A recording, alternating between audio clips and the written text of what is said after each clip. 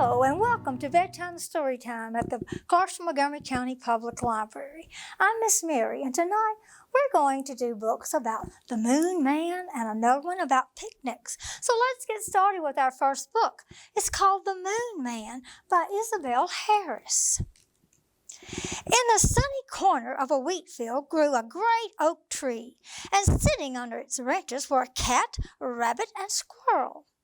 They were chatting as usual, this time about what they were going to have for lunch. Suddenly, the farmer arrived on his tractor.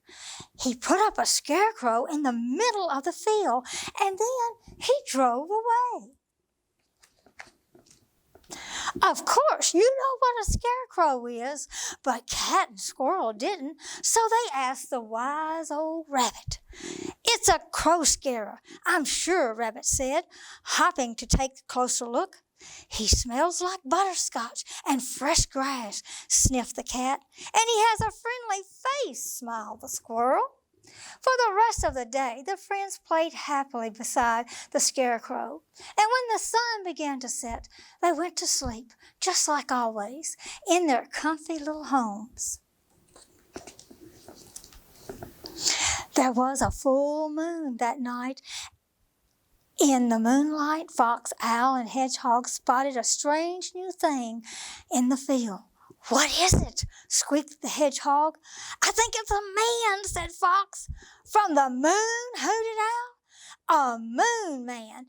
Is he dangerous?" cried the hedgehog.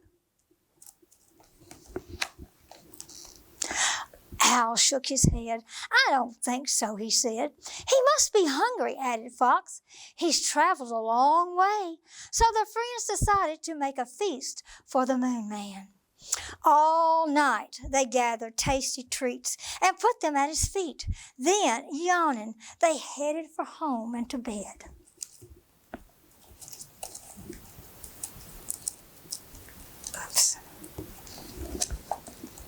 When the sun came up, Cat, Rabbit, and Squirrel met at the great oak tree.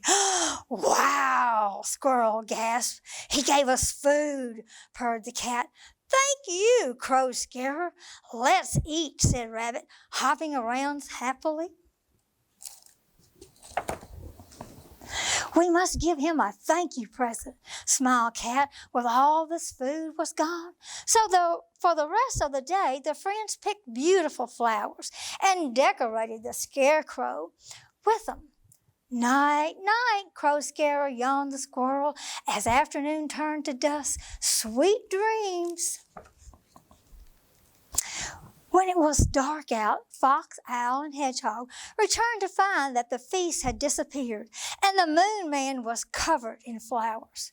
"He ate it all," cheered Fox happily, "and he picked those flowers to take home," said Hedgehog. "Yes," nodded the Owl wisely, "because there are no flowers on the moon." "Do you think he's homesick?" wondered Hedgehog. "I would be," agreed Fox. "But how can he get home?" "Oh, let's build him a rocket ship," they all shouted. So Owl drew a plan, while Fox and Hedgehog gathered all the material. The friends worked hard, and soon the rocket was almost ready. Hedgehog and Fox tied the final twig in place. "Perfect," hooted Owl as he poured honey inside the fuel.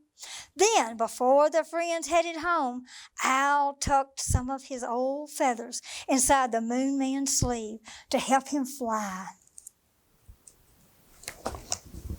Early the next morning, the farmer arrived in the fields. He was puzzled to find the scarecrow covered in flowers and feathers, so he cleaned them off and moved the scarecrow to a faraway field.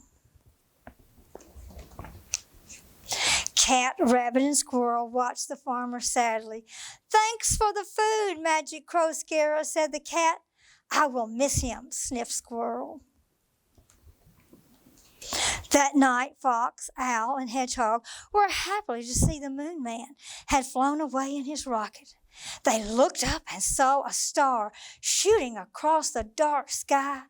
There he goes, the animals cheered as they imagined their friend back on the moon with his family. Goodbye, Moon Man, whispered Hedgehog, and good night. And that's the story of The Moon Man by Isabel Harris. Wasn't that nice? And the friends all worked together, getting food and then giving him flowers. My goodness. Our next book we're going to do tonight is called The Perfect Picnic, and it's by Sierra Flood.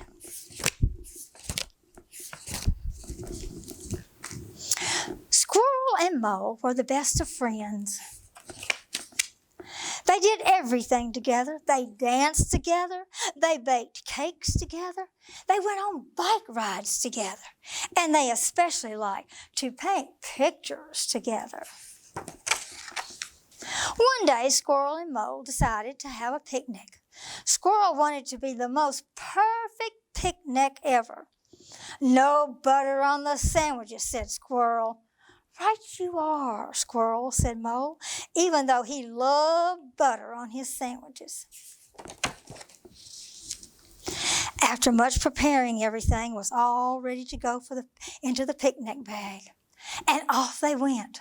Don't worry, Mole, said Squirrel. I'm going to find us the perfect place for our picnic. Right you are, said Mole. Oh, look what's happening. I see a rip. Oh, this is a very pretty meadow, said Mole. Yes, but it's not perfect, said Squirrel. We need more shade. Right you are, said Mole. This field has shade, said Mole. Yes, but there's too much of it, said Squirrel. Right you are, said Mole. Oh, do you see anything that's happened out of the picnic basket down here?